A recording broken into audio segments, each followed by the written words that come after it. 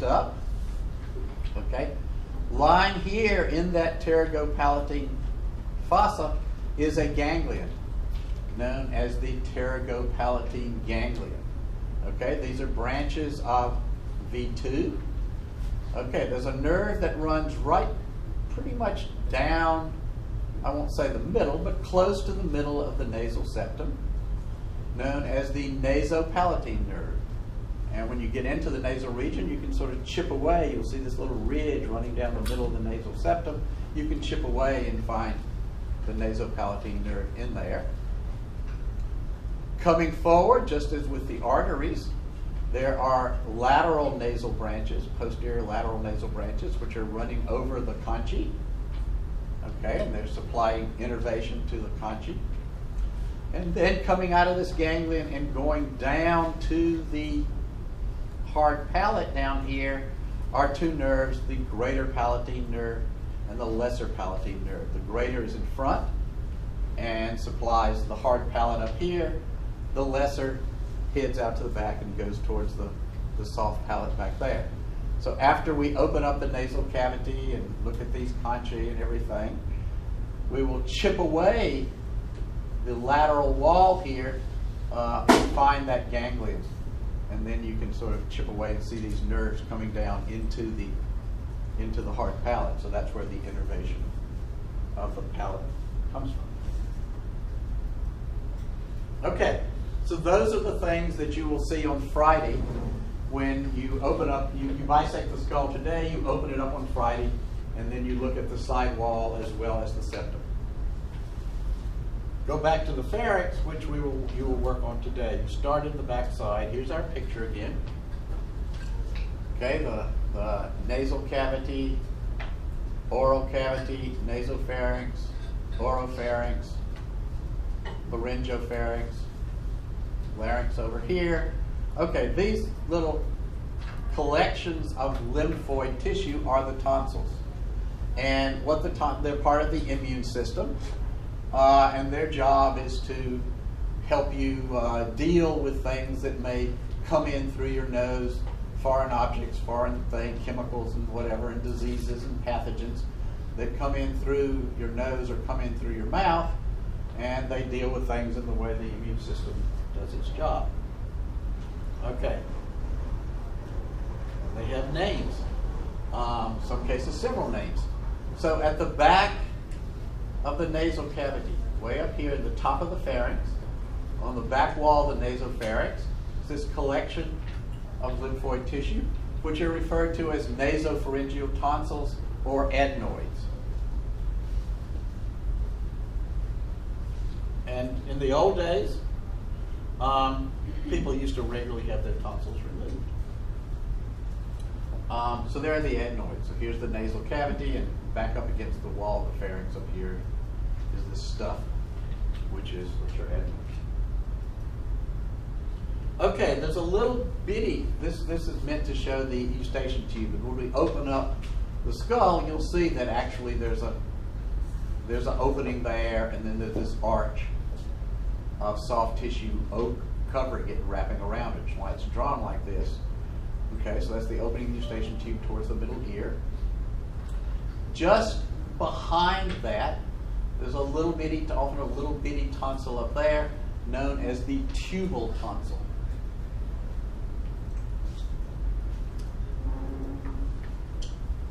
Okay. Do they show it? No. So here's the opening to the eustachian tube, and it's bounded by these two arches. Okay, which are basically little muscles connecting various other structures. So this one in the back is called the salpingopharyngeal fold, and there's a little muscle underneath it which gives it that shape, known as the salpingopharyngeus muscle. This arch in front is called the salpingopalatine fold, and it's covering up a muscle called the salpingopalatine artery. I mean muscle. Salpingopalatine. God, somehow I'll get it right. And this whole area is known as the torus tuberus. Okay, so it's the sort of torus, the arch that covers the tube. and then the eustachian tubes is a fold of cartilage that hit back towards the ear. Okay. The big tonsil, the tonsil that most people are familiar with, is the palatine tonsil. Okay, and it's in a gap, a very noticeable gap, called the tonsillar fossa. Realize that in general, tonsils tend to be larger in young people than older people. And also realize that many older people have had their tonsils cut out sometime in childhood, because if people have a lot of colds or have a lot of problems, the doctors say, it's those tonsils, and they yank them out. Or if people have trouble breathing or sleeping because the airways are clogged by big tonsils, they may cut out tonsils. So don't be surprised if you don't actually see any of these in your cadaver. Okay, same as around the torus tuberous, around the eustachian tube. This tonsil is, these pair of tonsils, this tonsil is in a gap, okay, which is known as which is formed by a series of arches. So there's one up front, known as the palatoglossal arch, okay, and it's formed by the palatoglossal muscle, and so it goes from the soft palate down to the root of the tongue. There's another arch back here, the palatopharyngeal arch, which overlies a muscle, the palatopharyngeus muscle, and they form a little pouch in there where the palatine tonsil lies. And even if the tonsil's gone, you can always identify that area where it should be. Okay, here is a person who said, and it's pretty hard to see in this light. There's the uvula, okay, that dangles down at the back of the mouth. Okay, here's the soft palate. So the uvula is part of this soft palate, this softer part at the back of the hard palate. Here is the palatopharyngeal arch back here. Here's the boy, that's hard to see. There's a palatoglossal arch going down to the tongue, and there's a tonsil sitting there in the middle. So this is the back of the oropharynx. That's the throat in the back. And if you can't see everything on this, don't worry about it, because it's a pretty awful picture. This is the top of the tongue. So basically there's muscles. Basically, see, there's a muscle going from the soft palate into the pharynx. Then there's a muscle going from the soft palate into the tongue, and the tonsil lies in between. You'll be able to see those arches.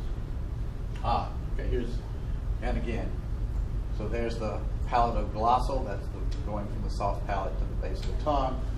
The palatopharyngeal going from the soft palate to the back of the pharynx, in the back, and again, there's the tonsil in the middle.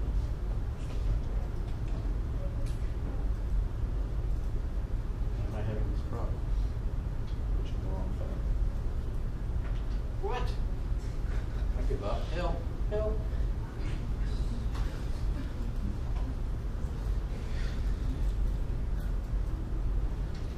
Okay, here we are again. Okay, back to our model. So we've seen the adenoids up here, the tubal tonsil here, the palatal tonsil there. Way at the back of the tongue, so the tongue's sort of sitting here. The back of the tongue, which runs into just below most of the oropharynx, the back of the tongue has also some tonsillar material, which is appropriately called the lingual tonsil.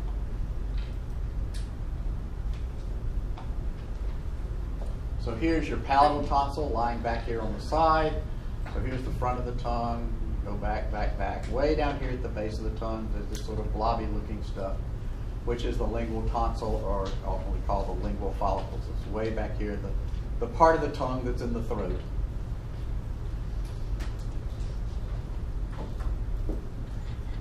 Okay, so that's sort of tonsils.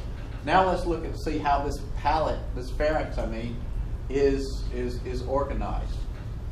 Okay, here's the mouth. There's a buccinator muscle. attached in the back to this pterygomandibular raphe. Okay. There's a muscle which you'll see in a later called the styloglossus going into the tongue. There's the stylohyoid ligament. Okay. Back here, okay, here's the inferior constrictor, the middle constrictor, and then the superior constrictor up top. They're forming the back of the pharynx and essentially the muscular wall of the pharynx.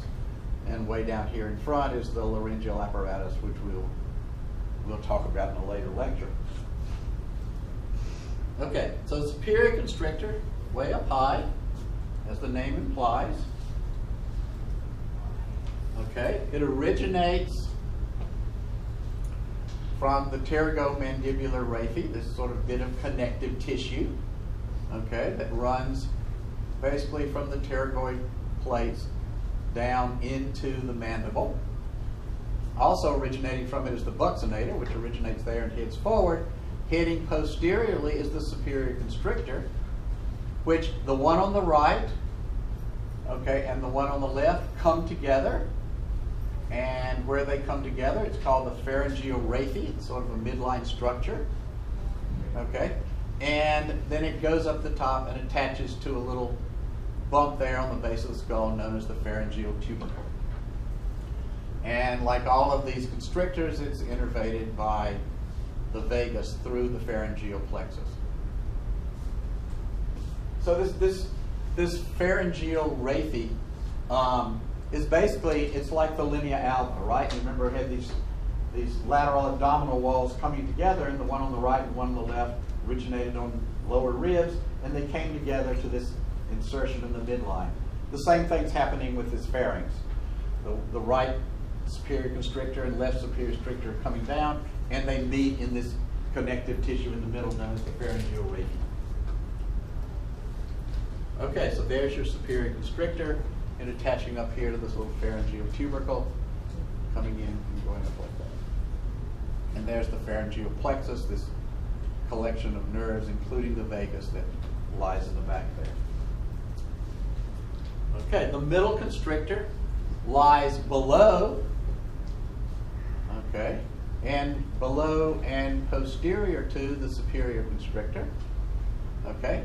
It originates on the stylohyoid ligament, okay, which is this ligament here, coming from the styloid process and going down to the hyoid bone, okay, and it goes back to the midline and again attaches to the midline, that pharyngeal raphe.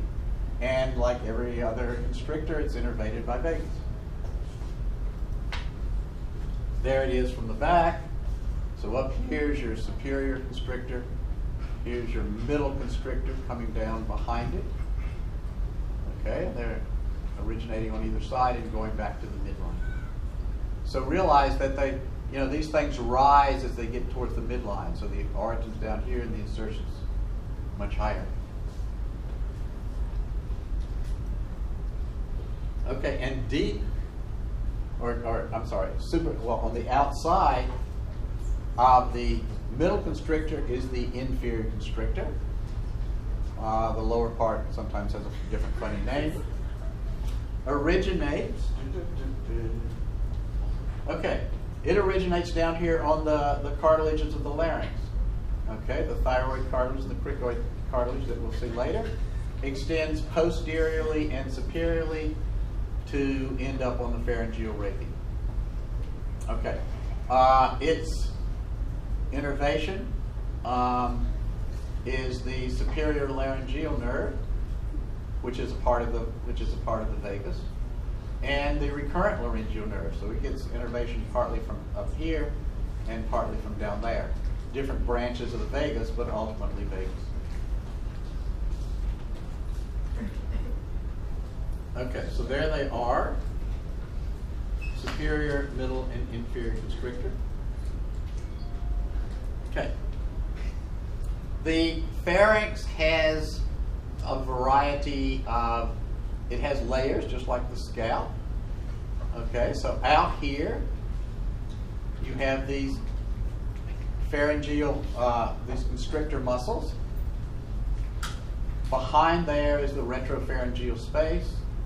Further back is the prevertebral fascia and the prevertebral space and the longitudinal ligament lying on the vertebrae.